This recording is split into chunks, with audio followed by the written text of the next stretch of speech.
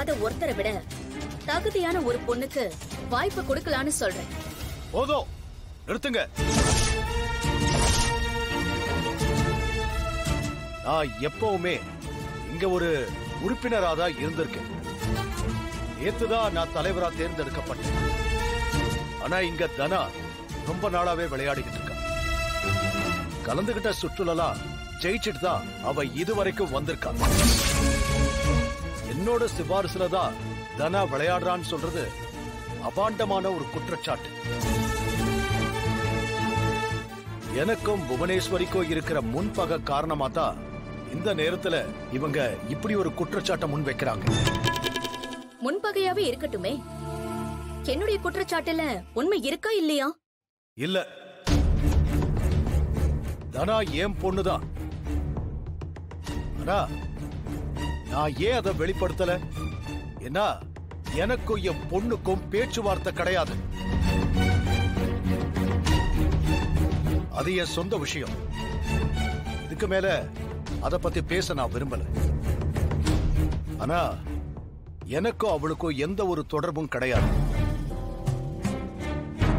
ரகுராம் ஐயாவ அவர் ஒரு நேர்மையான மனிதருங்கிறதுக்காகவும் அவர்கிட்ட ஒரு பொறுப்பு ஒப்படைச்சா அதை அவர் வெற்றிகரமா செஞ்சு முடிப்பாருங்கிறதுக்காக தான் எலெக்ஷனே வைக்காம நாங்க எல்லாரும் ஒரு மனதா அவரை தலைவரா நாங்க தேர்ந்தெடுத்திருக்கோம். அதனால பாலிடிக்ஸ் பண்ணி தான் தனாவை விளையாட வச்சிருக்காருன்னு சொல்றத எங்களால ஏத்துக்கவே முடியாது. நானும் இந்த அகாடமில ஒரு மெம்பர் தானே.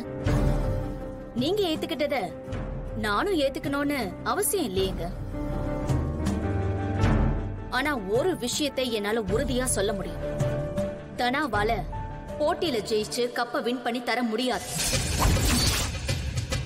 அவ கல்யாணான பொண்ணு. அவளுக்கு அவ்வளவு ஸ்டஃப்பும் கிடையாது, ஸ்டாமினாவும் கிடையாது.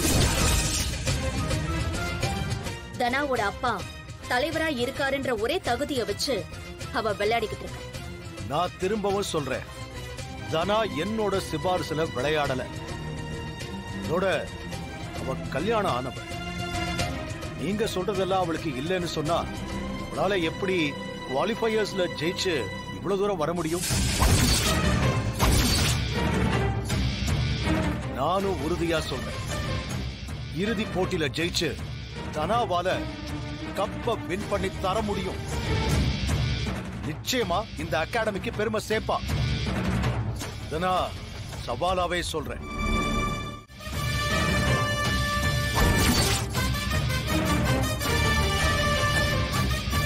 இந்த பதவிய நீங்க வேண்டான்னு சொன்னதாவும் இவங்கெல்லாம் கட்டாயப்படுத்தி அன்ன போஸ்ட்ல எலெக்ட் பண்ணதாவும் சொன்னாங்க.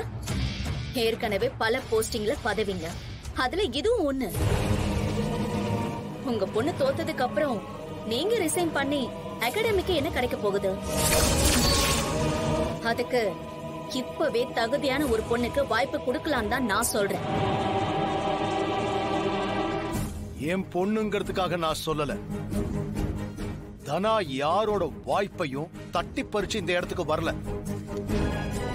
அவளால இந்த போட்டியில ஜெயிச்சு கப்ப வின் பண்ணி தர முடியும். வின் பண்ணலனா நீங்க தலைவர் போஸ்ட ரிசைன் பண்றேன்னு சொல்றதெல்லாம் ஏத்துக்க முடியாது. சரி, நான் இப்போ வகிக்கிற அத்தனை பதவிகளையும் நான் ராஜினாமா பண்றேன்.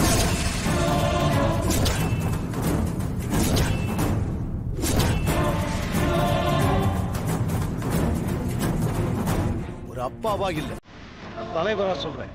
தானா திறமையானவன், போட்டியில ஜெயிக்கணுங்கிற வெறி கொண்ட பொண்ணு. நிச்சயமா அவ கப்ப வின் பண்ணி காட்டுவான்.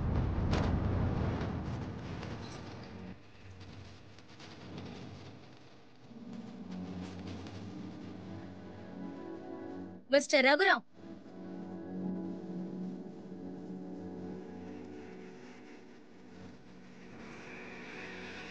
ஒரு தலைவனுக்கான எல்லா தகுதியும் உங்ககிட்ட இருக்கு. I appreciate you. இதுதான் நேருன்னு சொல்லுவாங்க. யாருக்கிட்ட இருந்து யார் பாராட்டு வாங்குறது? நான் பேசின எல்லாமே என் பொண்ணு தனா மேல இருக்கிற நம்பிக்கையில தான். ஆனா அவ ஜெயிக்க மாட்டான். என்ன சொல்ற? தப்பா எடுத்துக்காதீங்க. உங்க அளவுக்கு உங்க பொண்ணு ஒர்க் கிடையாதுன்னு சொல்றேன். நான் 8 அடினா அவ 16 அடி பாய்வா.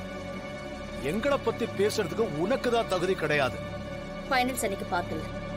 பார்க்கலாம்.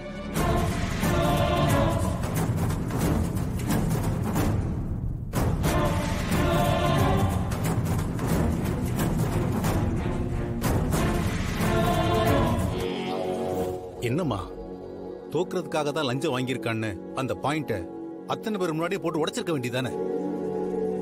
அத கேட்டிருந்தா ரகுராம் செத்திருப்பான். அப்படின்னா கதை இங்கேயே முடிஞ்சிருமே. அவனுக்கு என்ன, தனாவை இந்த ஃபீல்டை விட்டு ஓட வைக்கணும். கண்டிப்பா அது நடக்கும். புருஷனுக்காக மேட்ச்ல தோக்கணும்னு சைன் பண்ணிருக்கான். அப்பன் தான் மேல நம்பிக்கை வச்சு சவால் விட்டுருக்கிறது தெரிஞ்சா அப்ப என்ன முடிவெடுப்பான்? புருஷனுக்காக தோத்தா மேட்ச் பிக்சிங்ல மாட்டுவான். அப்பனுக்காக ஜெயிச்சா அவ ஜார்ஜ் கிட்ட மாட்டுவான்.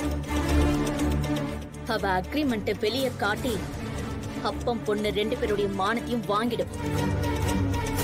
கார்த்திக் பழிவாங்க துடிக்கிறது தனாவ மட்டும்தான். ஆனா என்னுடைய டார்கெட் ரகுராம். அவருடைய பதவிங்கள்ல தானே ரகுராம்க்கு அவ்வளவு மரியாதை கிடைக்குது. பதவிங்கிற கிரீடத்தை இறக்கிட்டா அந்த ஆளு வெறும் செல்லா காசுதான். அதனால என்ன பொறுத்த வரைக்கும் தானா தோக்கணும். நான் அதை நடத்தி காட்டுவேன். சூப்பர்மா, ரொம்ப நல்லா இருக்குமா.